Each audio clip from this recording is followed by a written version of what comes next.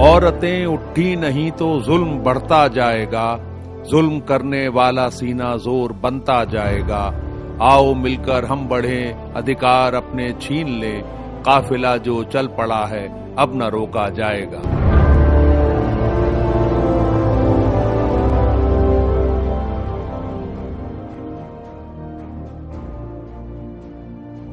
We have been free for 64 years, and yet women, comprising almost 50% of the population, have never held more than 10% of the parliamentary seats.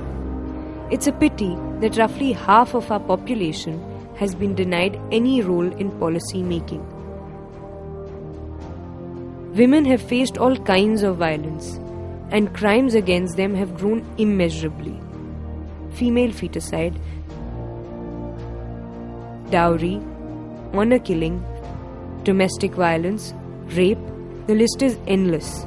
And yet they have little say in framing policies that could ameliorate their conditions.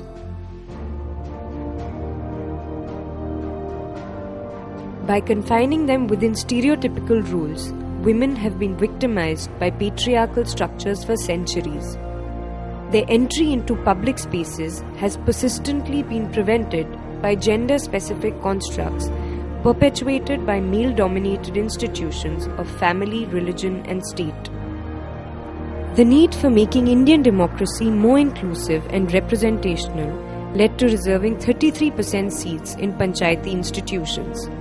This was followed by the proposal for similar reservation in Parliament and state legislatures.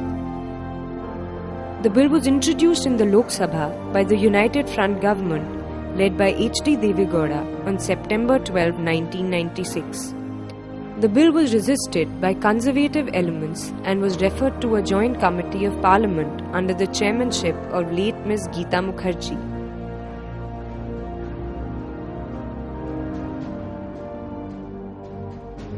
For 14 years, politicians representing antiquated anti-women attitudes have prevented the tabling of the bill, arguing for a quota within quota and opposing the bill by claiming that in its present form it would only benefit the elite sections among women.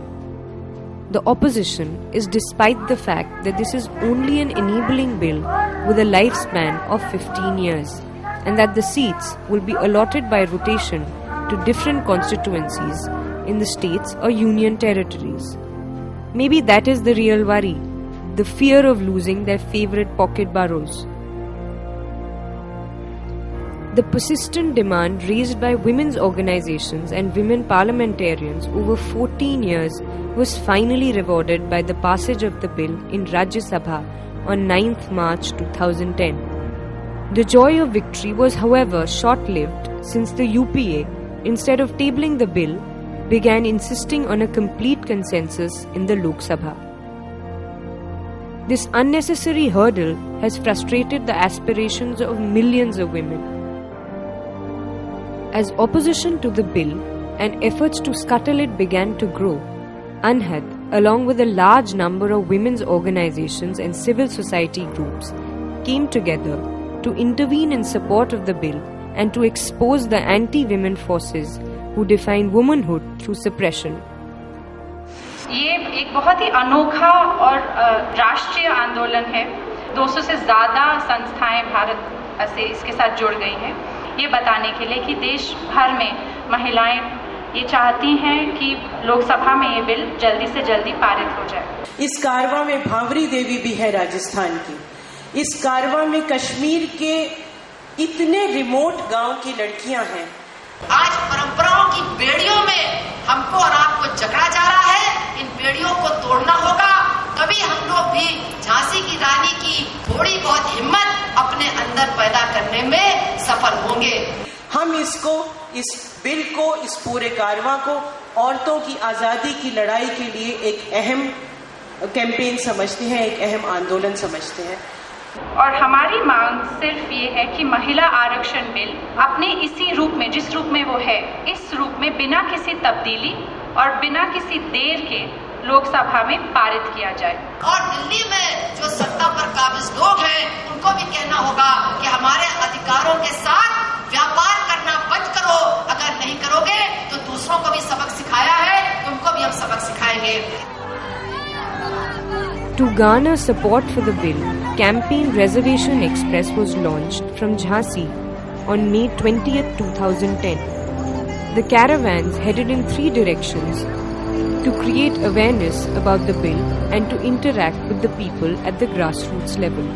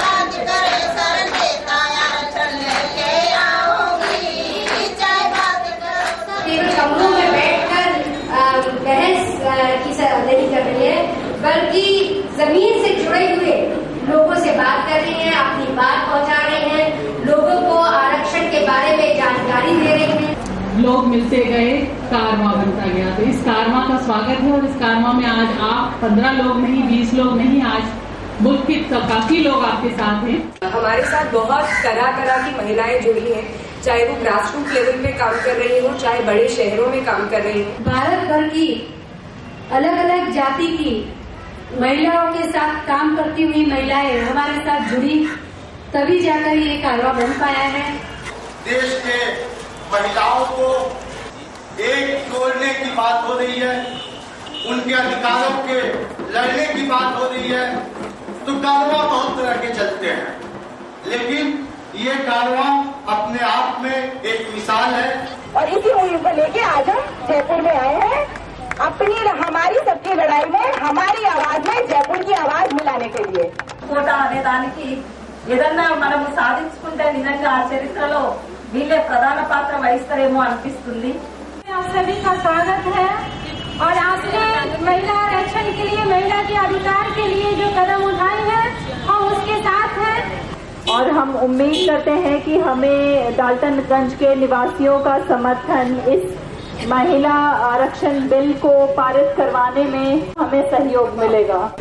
हम इस बात से इनकार नहीं कर सकते हैं कि इस कैंपेन को आगे बढ़ना चाहिए, इस कारवां को आगे बढ़ना चाहिए और ऐतिहासिक रूप से महिलाओं को जो हक मिलना चाहिए वो हक मिले। इस वक्त 60 महिलाएं और पुरुष पूरे हिंदुस्तान में घूम के इस बात को लोगों तक पहुंचा रही हैं और इस बात के लिए लोगों को उत्साहित कर रही हैं कि वो यूपीए के ऊपर एक प्रेशर पूरा दोबारा से क्रिएट करें कि इस बिल को पारित किया जाए लोकसभा में। महिला आरक्षण लेके रहेंगे, महिला आरक्षण लेके रहेंगे, 33% लेके रहेंगे, लेके रहेंगे। रिजर्वेशन एक्सप्रेस का कार्यक्रम करके देश की कोने कोने में सफल पूर्वक ये मैसेज संदेश लेकर गए हैं कि ये आरक्षण का मुद्दा का नाटक बंद करो और राजनीतिक दृढ़ता दिखाकर इसको लेकर आओ। ये कारवां भारत की तमाम महिलाओं के मान सम्मान, आत्मसम्मान और हक की लड़ाई है। ये कोई बहुत बढ़िया बात नहीं है कि दिल्ली में राज्यसभा में हिंदुस्तान के प्रतिनिधि चिल्लाकर कहते हैं कि रिजर्वेशन बिल पास है, फिर भी हम लोगों के सामने कैंपेन करना पड़ रहा है। हम ये उम्मीद रखते हैं, ये विश्वास रखते हैं कि देश की तमाम महिलाएं, चाहे वो किसी भी वर्ग से हों, किसी भी तबके से हों, वो इस मुद्दे पर हमारे साथ कंधे से कंधा मिलाकर खड़े होंगे और हम इस लड़ाई को जरूर जीतेंगे।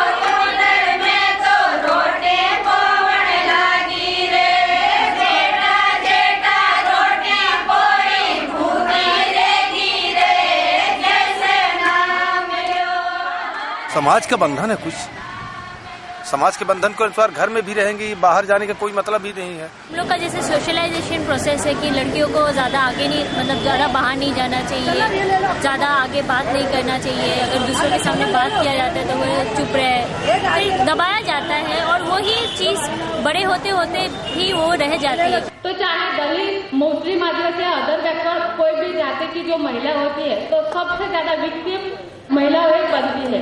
जब हम समानता की बात करते हैं तो कहने के लिए तो है, लेकिन हमें समान नहीं समझा जाता। गुजरात में महिला एक दिवस सैकड़ों लोगों ने टोळो આવ્યું હતું, તે બધા નારા બોલતા હતા।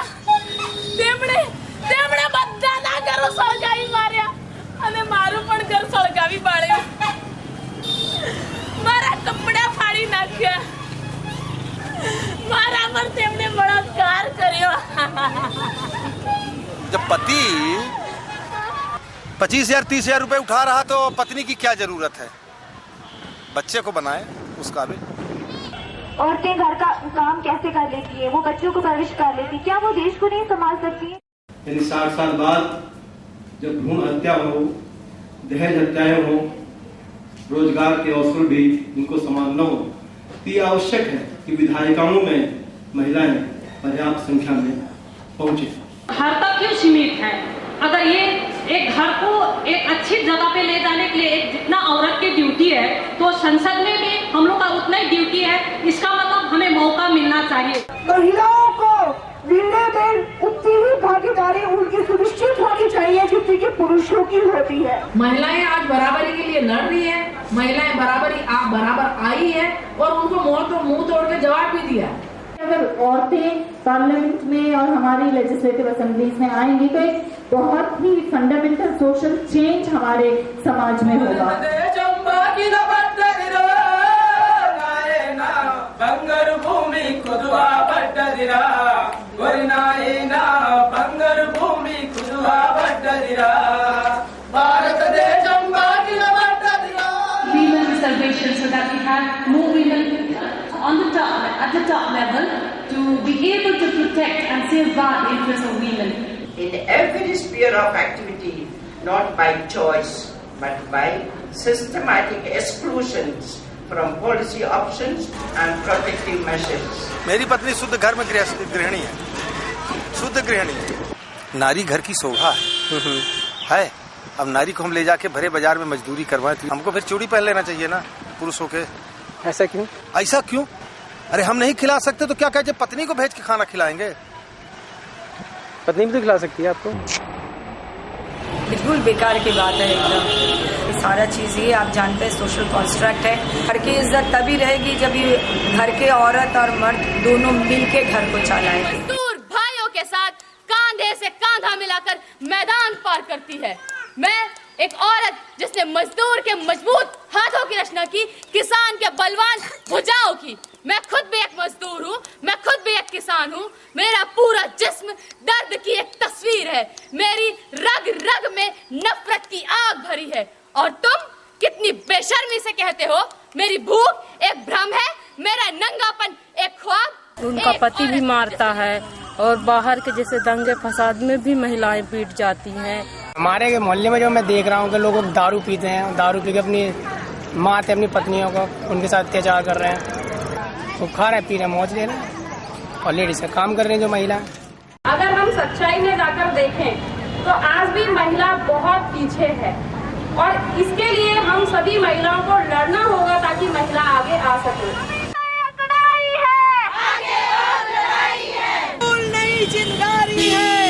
आजादी के 60 साल से लड़ती आ रही है और लड़ रही है, अभी तक उन्हें उनके हक से वंचित रखा जा रहा है। ये हम बात लेके चले महिलाओं के अधिकार की, उनके सम्मान की, जो हमने हमेशा से उनको वंचित कर रखा है, वो भी हमारे बराबर है, उनका भी अधिकार है हमारे साथ चलने का और समाज को बनाने का। सती प्रथा की मूवमेंट से लड़ते लड़ते यहाँ तक आए हैं और किन स्थितियों से औरत निकली है, तभी आज हम महिलाएं शायद यहाँ बैठ के इतनी बात कर पा रही हैं। उस वक्त हमने वो ख्वाब देखा था जिसमें हमने कहा था चाहे वो औरत हो, चाहे मर्द हो, चाहे दलित हो, चाहे अपर कास्ट हो, उसको इस मुल्क में हम बराबरी का हक दिलाएंगे।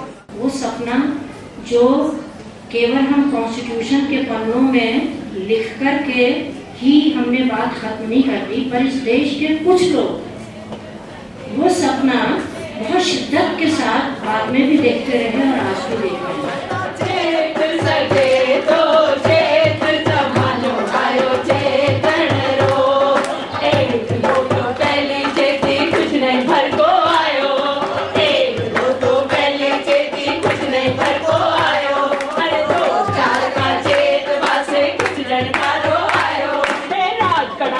आरक्षण मांगो जगड़ा झगड़ा ए मनमर जीरो आरक्षण लाके आज काटा जोड़ी ए मनमर जीरो काम लाके आज काटा जोड़ी ए ग्रुप मायने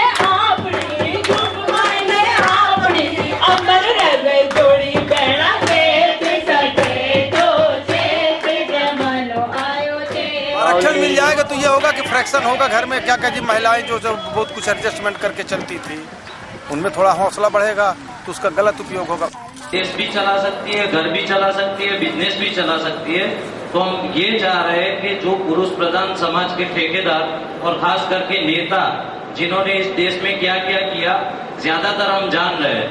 महिलाओं को कम से कम 33% आरक्षण जब तक नहीं आएगा, महिला एक प्रतिनिधि वहाँ नहीं जाएंगी, अपनी समस्याओं को वहाँ नहीं रखेंगे, तब तक बदलाव लाने में थोड़ा सा दिक्कत आ रही है।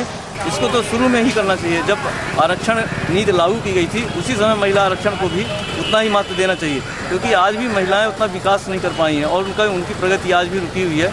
एक महिला होने के नाते उन्हें महिला आरक्षण के बारे में सोचना चाहिए और आवाज उठानी चाहिए। लड़ेंगे, जीतेंगे। అయితే 14 సంవత్సరాల నుంచి స్త్రీల ఉద్యమం మహిళా రిజర్వేషన్ గురించి ఎంతో కృషి చేస్తోంది.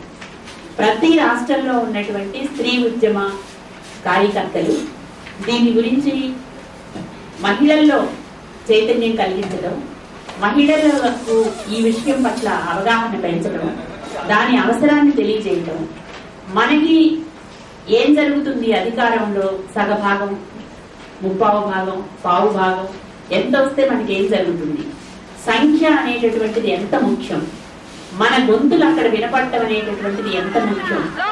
ಲೋಕಸಭೆಯಲ್ಲಿ ಮಸೂದೆ ಅಂಗೀಕಾರ ಆಗಲೇಬೇಕು. ಎಲ್ಲ ಅಸೆಂಬ್ಲಿಗಳು ಮಸೂದೆಗೆ ಬೆಂಬಲ ಸೂಚಿಸಬೇಕು.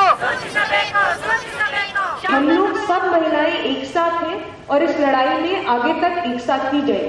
सारी औरतों के लिए ये बिल होना चाहिए और पहले तो ये बिल आ जाए. We do not need any interference. Women have come to have their choice. A choice that nobody can take away. The choice to be in parliament, the choice to represent, the choice to be in any political party. पूरी देश से हमारी ये अनुरोध है कि ये महिला को बांटने का कोशिश मत करना. महिला को यदि आप बांटेंगे तो इस देश को बांटने का बराबरी है. అందుకని మతాలు అడ్డు రాకూడదు, కులాలు అడ్డు రాకూడదు. Bill as per as bill కనే పాస్ అయితే బిల్లు. आज तक आपने रंगनाथ मिश्रा कमेटी का जो सिफारिश है उसको आप लागू करने के लिए तैयार नहीं है. लेकिन जब महिला बिल का मुद्दा आता है, एक व्यापक मुद्दा इस बिल के आधार पर सॉल्व नहीं हो सकता है. और अगर हम ये सोच रहे हैं कि समाज की सारी बराबरी की लड़ाइयाँ हमें विमेन रिजर्वेशन बिल के अंदर ही लड़नी है, तो ये तो फिर हम ये मानते हैं कि ये तरीका है भटकने का और भटकाने का असल मुद्दे से। अगर आरक्षण तो ये चाहिए कि किसी भी चीज में अगर 100 में 33 चाहिए, 20 चाहिए, 25 चाहिए, जो चाहिए, लेकिन वो योग्य हो तब ना। इतना अत्याचार हो चुका है कि उनका सीमा जो थी तो वो भी समाप्त हो गई है, इसलिए महिलाओं को आरक्षण मिलना बहुत जरूरी है। तो आप आरक्षण ले छोड़ा बोला कहीं भी लड़ाई लड़ा चाहे रोड माला सरकार जज जा रहा अपनी वफादारी है और जदी अपन यही मिलना चाहिए अँ राज्य से कौन दे कोई। तो ऐसा है कि हमारी सब बहनों से हिंदू हो चाहे मुस्लिम हो चाहे आदिवासी हो कोई भी हो उसका अपनी लड़ाई लड़नी है, जोरदारी से लड़नी है और हमको सबको एकजुट रहकर रहना है और आरक्षण लेके रहेंगे, मरेंगे मारेंगे जीतेंगे।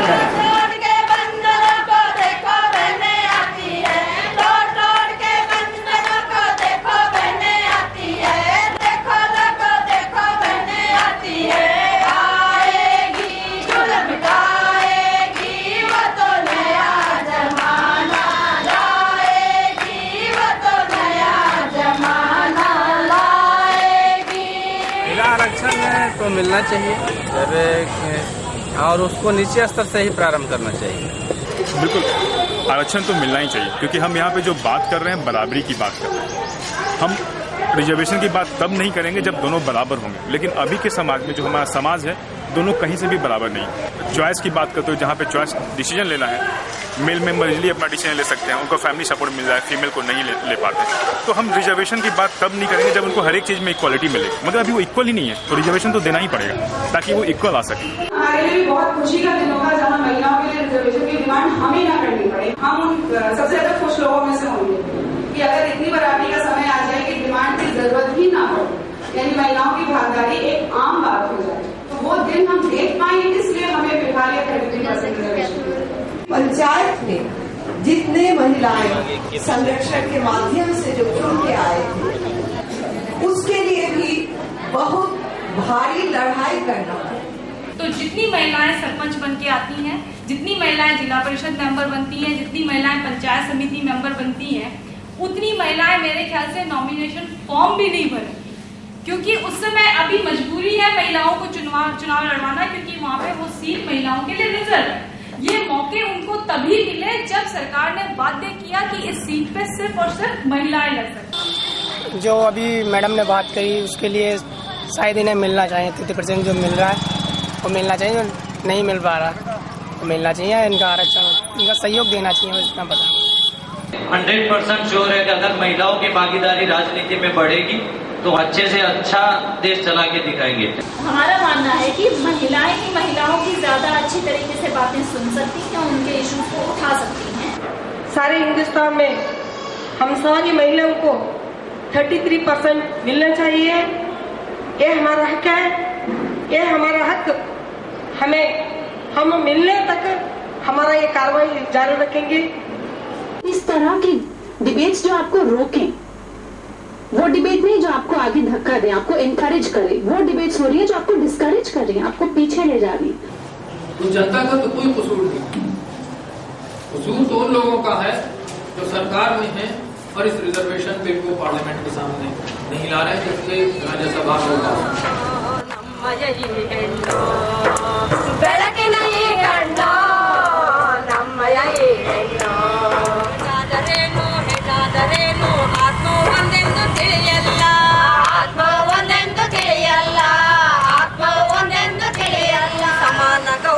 ಎನ್ನುವ ಕೂಗಿಗೆ ಬರವಿಲ್ಲ, ಎನ್ನುವ ಕೂಗಿಗೆ ಬರವಿಲ್ಲ, ಎನ್ನುವ ಕೂಗಿಗೆ ಬರವಿಲ್ಲ. ಮಹಿಳೆ ಶೋಷಣೆ ಮೂಲೆ ಮೂಲೆಗೂ ಮಹಿಳೆ ಶೋಷಣೆ ನಡೆದಿದೆ ಎಂದಿಗೂ ನಿಲ್ಲಲಿಲ್ಲ, ನಡೆದಿದೆ ಎಂದಿಗೂ ನಿಲ್ಲಲಿಲ್ಲ, ನಡೆದಿದೆ ಎಂದಿಗೂ ನಿಲ್ಲಲಿಲ್ಲ. ಬಡಾಯಿ ಬಂಡರ ಕಾಲ ಸಂಖ್ಯೆಯಲ್ಲಿ ಹೆಣ್ಣಿಗೆ ಸಮಾನತೆ ಸಿಗಲಿಲ್ಲ, ಹೆಣ್ಣಿಗೆ ಸಮಾನತೆ। तो हमारी ऐसी लड़ाई है कि हमारे बहनों के साथ में, महिलाओं के साथ में, लड़की के साथ में ये अन्याय होता है, तो हमारी कोई भी ऐसी सरकार नहीं है, कोई नेता नहीं है कि हमारी ऐसी सुन सके। ये इस देश के लिए और जो हम लोग जीत कर आए हैं, सरकार बनाए हैं, हम सबके लिए एक शर्म की बात है कि हम महिलाओं को उतनी बड़ी तादाद में नहीं ला पाए हैं जितनी बड़ी तादाद में महिलाओं ने बराबरी से स्वाधीनता के आंदोलन में भाग लिया। इसलिए महिलाओं को राजनीतिक तौर पर और जहां पर जो बहुत अहम भागीदारी महिला की जो होती है, निर्णय निर्माण की जो भूमिका में जो महिला की भागीदारी होती है, उस भागीदारी में महिलाओं को ज्यादा जल्दी और ज्यादा से ज्यादा संख्या में लाने की जरूरत है।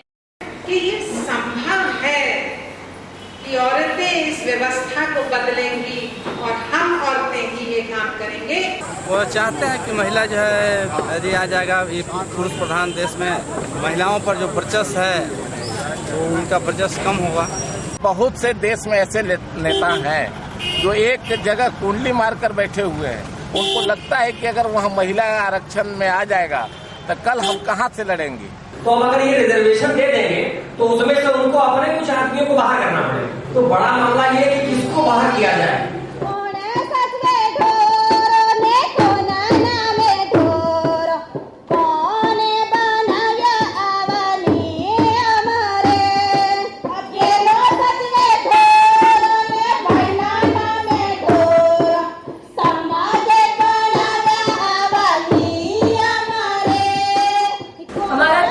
डेमोक्रेटिक देश है जिसमें हर किसी को इक्वल राइट्स है। हम महिलाएं, औरतें, लड़कियां वो भी इसी देश का सिटीजन है। 3% हमें रिजर्वेशन मिलना चाहिए, पर शायद यहाँ हम सिर्फ 33% की बात कर रहे हैं, जिसमें हमारे नेता इतना बौखला रहे हैं। शायद उन्हें डेमोक्रेसी की डेफिनेशन समझानी पड़ेगी। हम 50% है देश में, हम बस 33% मांग रहे हैं। इसमें भी अगर लोगों को परेशानी है तो जो कॉन्स्टिट्यूशन में इक्वालिटी की बात हो रही है वो एकदम गलत बात है। तो हम ये हक लेकर रहेंगे, चाहे वो आज हो चाहे और साल हमें लड़ना पड़े। सरकार को भी खुल के सामने आना पड़ेगा, अपना स्टैंड लेना पड़ेगा। ऐसा नहीं हो सकता कि वो सामने से कुछ और पीछे से अपने दिल में कुछ और रखे और यही सोचे कि चलो चुपचाप बैठे रहो और ये बिल फेल हो जाए। 10 लाख महिलाएं पूरे हिंदुस्तान में पंचायती राज इंस्टीट्यूशंस के जरिए, चाहे वो जिला परिषद या लोकल बॉडीज के जरिए राजनीति के क्षेत्र में आई है और वो आज नेतृत्व करने की पूरी क्षमता रखती है।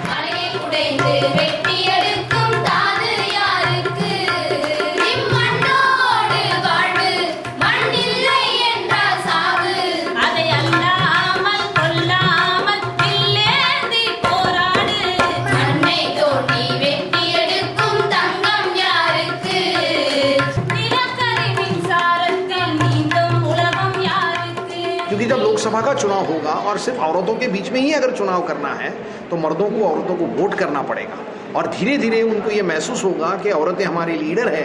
और जब वो औरतों को एक औरत बोल के नहीं लेकिन एक लीडर बोल के देखेगा, स्त्री पुरुष समानता का जो संघर्ष है वो आगे बढ़ेगा। एक सच्चा जनतंत्र, ऑथेंटिक जनतंत्र बनाने के लिए, जेन्युइन जनतंत्र बनाने के लिए जरूरी है कि उन सब हिस्सों को वोट देने का अधिकार के साथ साथ उनको भागीदारी का अधिकार मिले जो समाज में किसी न किसी तरीके से पीछे है। इसलिए हम बोले कि हमारी डेमोक्रेसी को एक मीनिंगफुल डेमोक्रेसी बनाने के लिए महिला आरक्षण कम से कम 33% सीट में महिला आरक्षण होने का बहुत जरूरी है। जन विरोधी जितने भी फैसले होते हैं, जितने विधेयक जन विरोधी, महिला विरोधी, ये सब बनते हैं, तब किसी सर्वसम्मति की जरूरत इनको नहीं पड़ती। मगर ये पिछले टाइम से सर्वसम्मति का बहाना लेके इतने आवश्यक बिल को ठंडे बस्ते में डालते जा रहे हैं। और सरकार बिल्कुल बहाने बनाना छोड़ दे कि हम सर्वसम्मति के लिए बात करते हैं। हम सब जानते हैं, हमारे बीच में जितने लोग हैं सब जानते हैं 2/3 बहुमत की जरूरत होती है। दिख रहा है कि यूपीए कहीं ना कहीं ये सर्वसम्मति की बात लाके अपनी जिम्मेदारी से पीछे हट रहा है। और संसद में कुछ प्रश्न उठे और उठते ही बैठ गए। संसद में कुछ प्रश्न उठे और उठते ही बैठ गए। अरे उत्तर जिनके पास न था उत्तर देकर बैठ गए। उत्तर जिनके पास न था उत्तर देकर बैठ गए। अब इनको सड़कों पर लाओ वो शब्दों के सौदागर। सड़कों पर लाओ वो शब्दों के सौदागर। जो भी आरक्षण का विरोध कर रहे हैं, दरअसल ये अपनी राजनीति की रोटी सेक रहे हैं। वो बोलते तो काफी है कि महिलाएं आप आगे आए, लेकिन अपने घर की महिलाओं को किसी को आने नहीं देते हैं। संकीर्ण मानसिकता के लोग ही जो है इस ढंग की भाषा का प्रयोग कर सकता है। तो हमारे नेता उनको ये कहते हुए शर्म नहीं आई ऐसी औरतें पार्लियामेंट में आ जाएंगी जिनको देख के लोग सीटी बजाएंगे। मुलायम सिंह यादव को गली कूचे में गरीब बिना पढ़ी लिखी मामूली बेसहारा लड़की पर सीटी बजती सुनाई नहीं देती है। भाई हमने तो कभी ऐतराज नहीं किया कि आप दाढ़ी रख के एमपी बनते हो, गर्दन तक बाल लंबे करके एमपी बनते हो। उन्हें ऐसे एमपी से ऐतराज नहीं है जो जिन पर रेप के चार्जेस हैं, ऐसे एमपी से ऐतराज नहीं है जिन पर गलत के चार्जेस हैं। लानत है उन लोगों पे, उन एमपीज पे जिन्होंने इसका उस तरह विरोध नहीं किया जिस तरह होना चाहिए था, मुंह नोच लेना चाहिए था। लेकिन औरत के रिजर्वेशन की बात में छटकर ये ठोक बजा के तय कर लो कि बिल्कुल जमीनी महिला आ जाएगी, तब तक न देंगे हम कि 1996 में जब ये बिल सबसे पहले रखा गया तो आप उसी वक्त इस क्लॉज को भी ऐड कर देते। 73वां 74वां अमेंडमेंट हुआ जब पंचायत में और म्युनिसिपल बॉडी में रिजर्वेशन 33% किया गया, जो आज 50% है, आप तभी इस बात को उसी जोर शोर से उठाते। अगर इनकी इतनी ही मंशा थी तो क्यों आज तक उन्होंने अपनी पार्टियों में रिजर्वेशन नहीं दिया? आज तक वो सो रहे थे। उनकी पार्टी का या तो ये कल्चर होगा कि वहाँ पर पढ़े लिखों और ठीक ठाक कपड़े पहनने वालों की सीटी बजाते होंगे। छेड़खानी के खिलाफ बमड़ क्यों कर बोलेगी, छेड़खानी के खिलाफ बमड़ क्यों कर बोलेगी, उनके मुंह पे देकर चाटा मैं खटाखट बोलूंगी, उनके मुंह पे देकर चाटा मैं खटाखट बोलूंगी, खटाखट बोलूंगी, फटाफट बोलूंगी, खटाखट बोलूंगी, फटाफट बोलूंगी, जो लिख रखा संविधान में वो भेद खोलूंगी, जो लिख रखा संविधान में वो भेद खोलूंगी।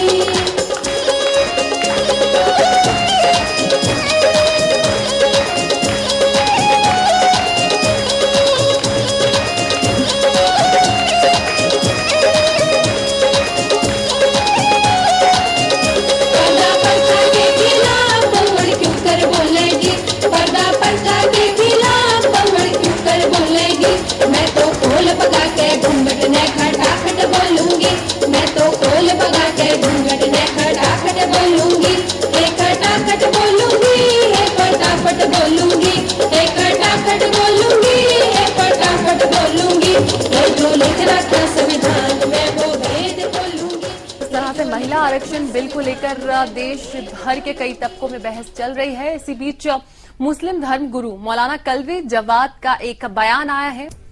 महिला को अल्लाह ने इसलिए पैदा किया है कि वो अच्छे बच्चे जो है, अच्छी नस्ल जो है, अच्छी औलाद पेश करे। वो इसलिए नहीं कि अच्छे जूते बनाए, ये वो इसलिए नहीं है कि शराब के कारखानों में काम करे। वो अगर वो पार्लियामेंट में बैठी होगी और बच्चा उसका घर के अंदर होगा तो उसकी तरबियत कैसे होगी?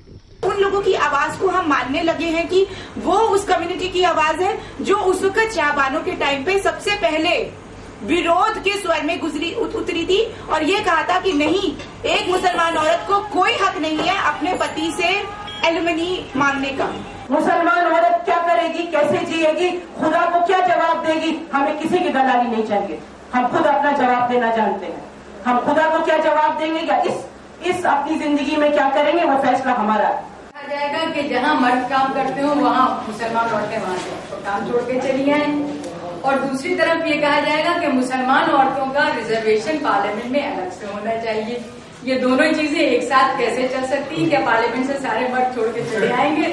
First, they should try to empower these people and they should stand with the Muslim women in all their fights. जो मुस्लिम महिला हमेशा घर के अंदर बंद रहती थी, वो आज हम दिखा दिए कि हम भी अपने अधिकारों के लिए बाहर निकल के अपना अधिकार मांगना जानते हैं। मौका सिर्फ मिलना चाहिए। हम बेचारी महिला, मैं बेचारी लड़की, आप लोग आप हमें दें रिजर्वेशन। हम आपसे मांग रहे हैं, आप हमें दे रहे हैं। ये ऐसा नहीं है, हम मांग नहीं रहे, ये हमारा हक है, हमें दिया जाए।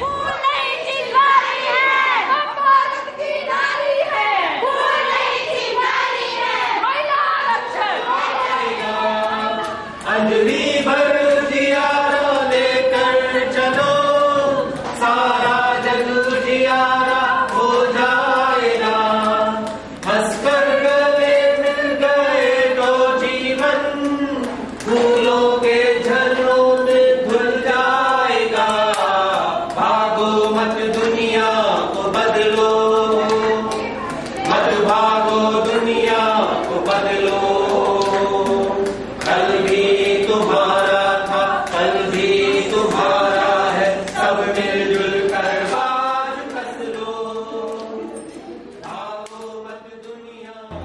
The 3 caravans of women travelled around 30,000 kilometers and visited 60 cities and towns.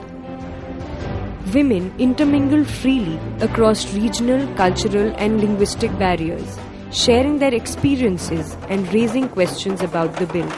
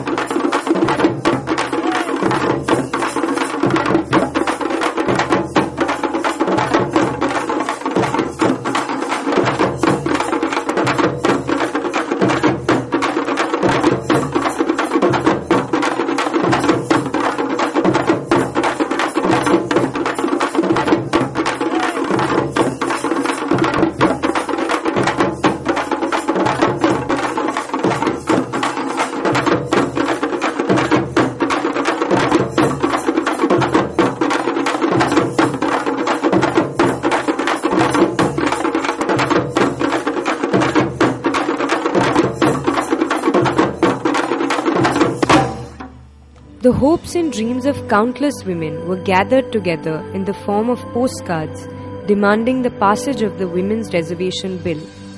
The caravans reached Delhi, its final destination, on 6 June 2010.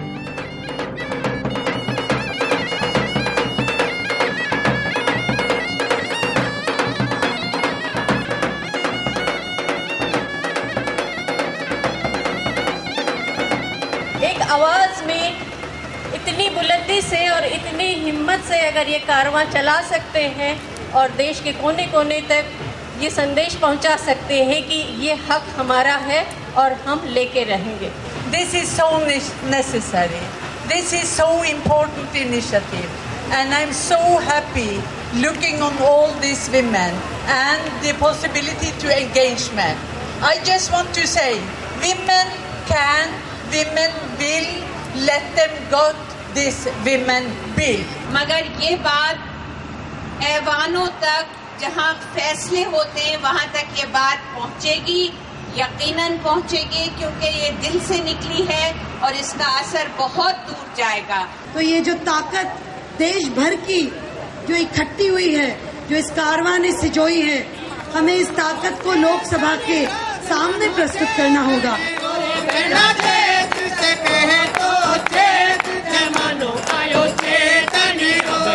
रोटी मांगे कंदो करनो पड़सी, अरे प्रेम एकता सभी बनाओ, ग्रुप बनानो पड़सी. सब बहना छेती हो, भारत के सब बहना छेती, धरती पर तो खाओ बहना छेती सको तो चेतनी रो, बहना छेती सको तो चेतनी आयो चेतनी रो. सब बहना छेती हो, भारत के सब बहना छेती, धरती पर तो खाओ बहना छेती सको तो चेतनी मानो आयो चेतनी रो रे, बहना छेती सको तो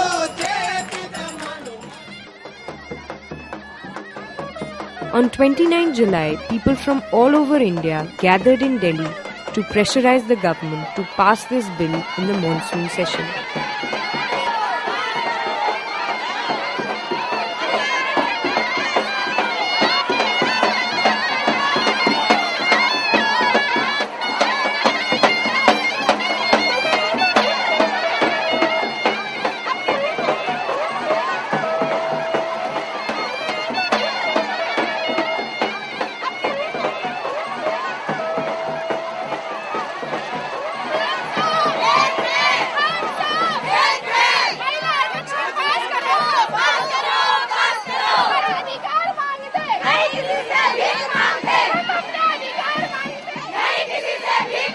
आजादी के 63 साल बाद हम हिंदुस्तान की महिलाओं का हक मांगने के लिए आज संसद के दरवाजे पे दस्तक दे रहे हैं.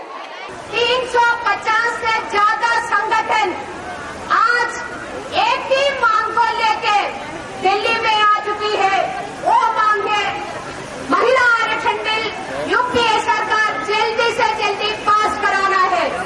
लेकिन आज अगर वो बिल राज्यसभा में पारित के बाद लोकसभा तक नहीं पहुंचाया गया तो निश्चित रूप पर वो 10 कदम लेने के लिए कहीं न कहीं राजनीतिक दृढ़ता का अभाव है।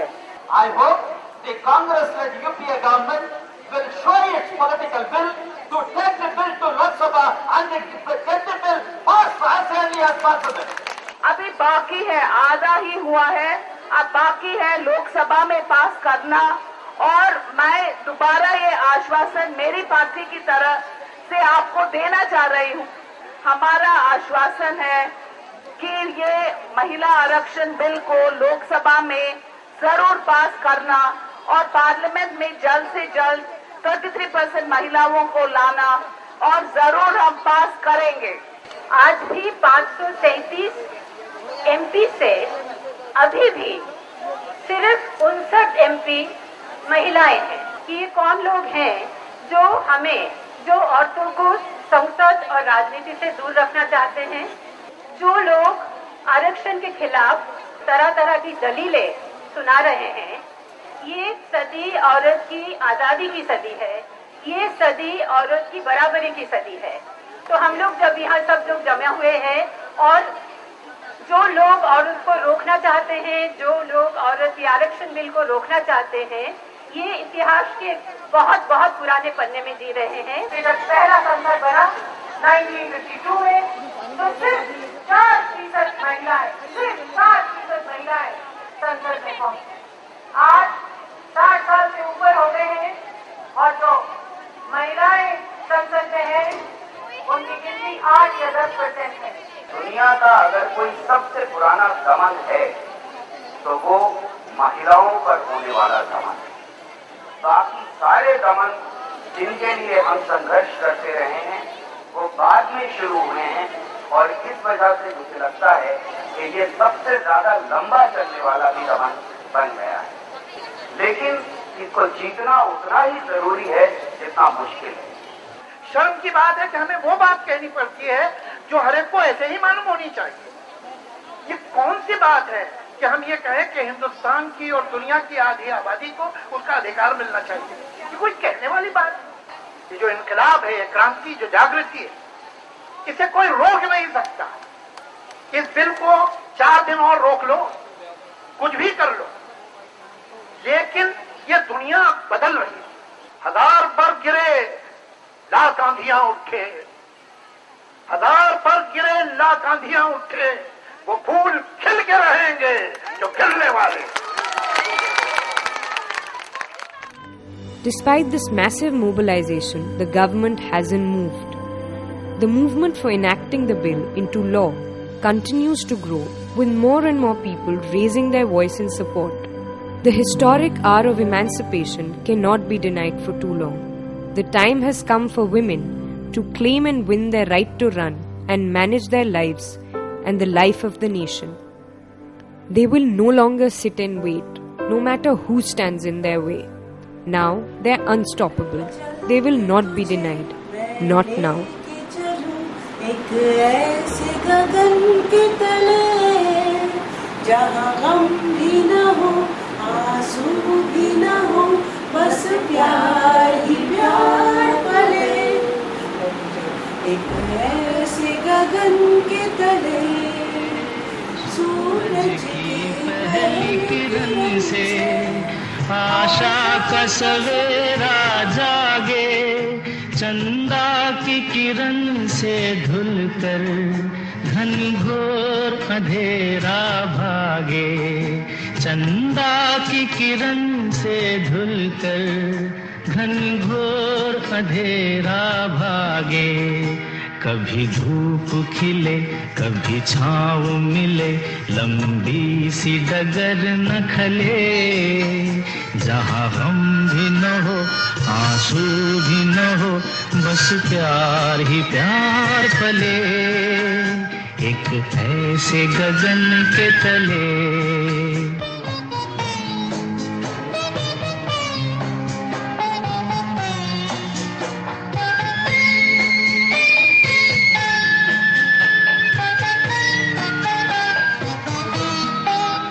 जहाँ दूर नजर दौड़ाए, आजाद गगन लहराए, जहाँ रंग बिरंगे पंछी आशा का संदेशा लाए, जहाँ रंग बिरंगे पंछी आशा का संदेशा लाए, सपनों में पली हंसती हो कली, जहाँ शाम सुहानी ढले, जहाँ गम भी न हो आंसू भी न हो, बस प्यार ही प्यार पले, एक ऐसे गगन के तले।